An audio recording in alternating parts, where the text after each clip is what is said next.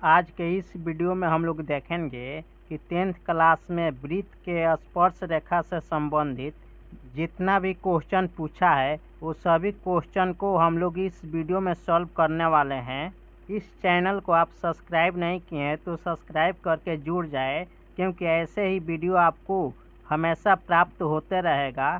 इसमें सबसे पहले हम वृत्त में स्पर्श रेखा जो होता है उस सभी के बारे में हम लोग जानेंगे, और जितने टाइप का क्वेश्चन पूछा है वो सभी टाइप का फिगर हम बना करके लाए हैं ताकि आपको बेहतर तरीका से समझ में आ जाए।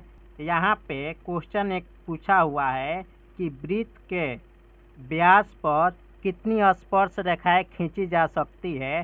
तो इस फिगर में आप समझिए कि वृत्त यह बना हुआ है, इस वृत्त का व्यास यह हो गया, ए बी इस वृत्त का व्यास है। तो एक बिंदु ए है और दूसरा बिंदु बी है, और बिंदु ए पर एक स्पर्श रेखा होगा और दूसरा स्पर्श रेखा बिंदु बी पर होगा। तो वृत्त के व्यास पर दो स्पर्श रेखा खींची जा सकती है। यहाँ पे एक क्वेश्चन 2021 में पूछा हुआ है।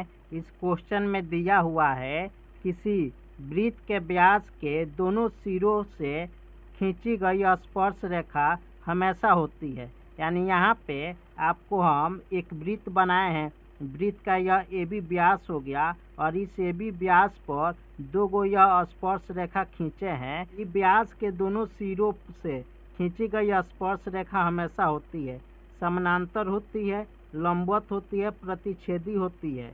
यहाँ पे देखें तो यह दोनों जो स्पर्श रेखा है यह पहले ही दिखाई दे रहा है कि ये दोनों स्पर्श रेखा समानांतर है। तो इस क्वेश्चन का आंसर ए नंबर ऑप्शन हो जाएगा। यहाँ पे इस क्वेश्चन में हम देख रहे हैं कि दिया हुआ है किसी वृत्त पर बाह्य बिंदु से कितनी स्पर्श रेखाएं खींची जा सकती है। यह 2020 में पूछा गया क्वेश्चन है।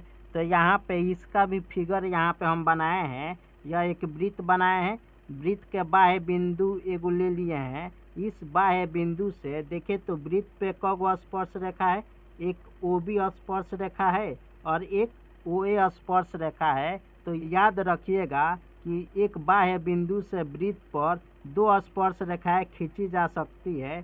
ऐसे क्वेश्चन पूछ देता वृत्त के बाहर दो बिंदुओं से कितनी स्पर्श रेखा खींची जा सकती है, तो एक बिंदु से दो स्पर्श रेखा खींची जा सकती है। एक और बिंदु इधर लेंगे तो यहाँ से भी दो गो स्पर्श रेखा खींची जा सकती है। यानी वृत्त के बाहर दो बिंदुओं से चार गो स्पर्श रेखा वृत्त पर खींची जा सकती है। इस क्वेश्चन में दिया हुआ है किसी वृत्त को दो अलग बिंदुओं पर प्रतिच्छेद करने वाली रेखा को कहते हैं। यानी बोला है क्वेश्चन में कि एक वृत्त है, उस वृत्त को दो अलग बिंदुओं पर प्रतिच्छेद करने वाली रेखा को हम क्या कहते हैं?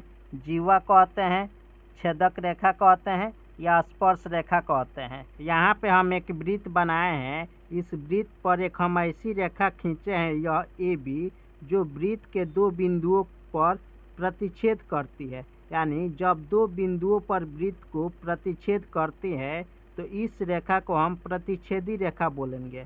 अब देखिए, जीवा उसको कहते हैं जो वृत्त के परिधि के एक बिंदु से दूसरी बिंदु तक खींची गई रेखा को हम जीवा कहते हैं। जैसे वृत्त के एक बिंदु सी हो गया और दूसरा बिंदु डी हो गया, तो सी और डी तक की दूरी को हम जीवा कहेंगे। यहाँ पे एक और रेखा खींचते हैं वृत्त के दो बिंदु से, यहाँ पे ई मान लेते हैं और यहाँ पे हम एफ मान लेते हैं। ई एफ भी एक जीवा होगा क्योंकि यह प्रतिच्छेद नहीं किया है।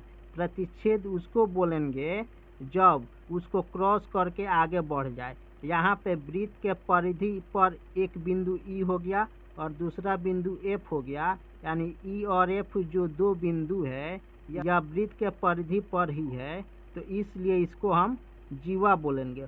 स्पर्श रेखा हम आपको समझा दिए हैं और प्रतिच्छेदी रेखा समझा दिए। अब जीवा भी आपको समझ में आ गया।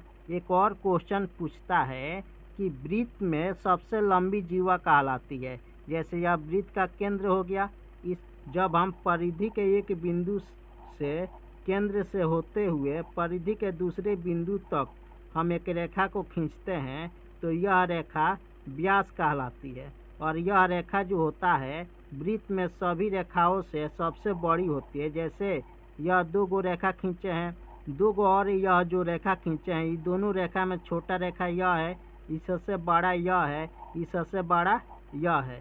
यानी वृत्त में सबसे बड़ी जीवा को हम व्यास कहते हैं। इसको याद रखिएगा, ये भी क्वेश्चन में पूछता है। वृत्त के व्यास को हम जीवा भी बोलते हैं और वृत्त के सबसे बड़ी जीवा को हम व्यास भी बोलते हैं। इस क्वेश्चन में दिया है एक वृत्त पर कितनी स्पर्श रेखाएं खींची जा सकती है। यह 2021 में पूछा हुआ क्वेश्चन है। तो यहाँ पे फिगर के द्वारा आपको हम समझाना चाहेंगे कि यहाँ पे हम एक वृत्त बनाए हैं। वृत्त के यहाँ पे एक बिंदु लिए हैं, इस बिंदु पे एगो स्पर्श रेखा खींचे हैं। फिर यहाँ पे एक बिंदु लिए हैं, इस पर भी स्पर्श रेखा खींचे हैं। यानी जहाँ जहाँ स्पर्श रेखा खींचे हैं ये सभी स्पर्श रेखा वृत्त के किसी एक बिंदु को स्पर्श करती है। 2 बिंदु को कभी भी स्पर्श रेखा स्पर्श नहीं करती है। और वृत्त अनंत बिंदुओं के समूह से मिलकर के बना होता है। जब हम वृत्त के एक बिंदु पर एक स्पर्श रेखा खींच सकते हैं तो वृत्त अनंत बिंदुओं से मिलकर के बना होता है। तो हम अनंत बिंदुओं पर अनंत स्पर्श रेखा खींच सकते हैं। तो आप याद रखिएगा कि वृत्त पर अनंत स्पर्श रेखाएं खींची जा सकती है। यहाँ पे इस क्वेश्चन में दिया है बाह्य रूप से स्पर्श करने वाले 2 वृत्तों के उभयनिष्ठ स्पर्श रेखाओं की संख्या होगी। यह जो फिगर है, इस फिगर में 2 वृत्त बाह्य रूप से स्पर्श कर रही है यहाँ पे एक बिंदु पर। तो बोला है ये दोनों वृत्त में उभयनिष्ठ स्पर्श रेखा कितनी खींची जा सकती है। यहाँ पे फिगर में हम 2 वृत्त को ऐसा बनाए हैं जो बाह्य रूप से एक बिंदु पर स्पर्श करती है यह फिगर। तो क्वेश्चन में पूछा है कि दोनों जब वृत्त बाह्य रूप से एक दूसरे को स्पर्श करती है तो उभयनिष्ठ स्पर्श रेखाओं की संख्या बताना है। उभयनिष्ठ का मतलब हम बताए हैं कि दोनों में शामिल होना चाहिए। तो यहाँ पे देखिए तो यह एक स्पर्श रेखा खींचे हैं जो दोनों वृत्त को स्पर्श कर रही है। फिर यहाँ पे एक स्पर्श रेखा खींचे हैं जो दोनों वृत्त को स्पर्श कर रही है। और यहाँ पर भी एक रेखा को खींचे हैं जो दोनों वृत्त को स्पर्श कर रही है। दूसरा कोई भी रेखा हम नहीं खींच सकते हैं जो दोनों को स्पर्श करती हो। तो याद रखिएगा आप कि कोई भी वृत्त जब बाह्य रूप से स्पर्श करती है तो उसमें उभयनिष्ठ स्पर्श रेखाओं की संख्या 3 होता है।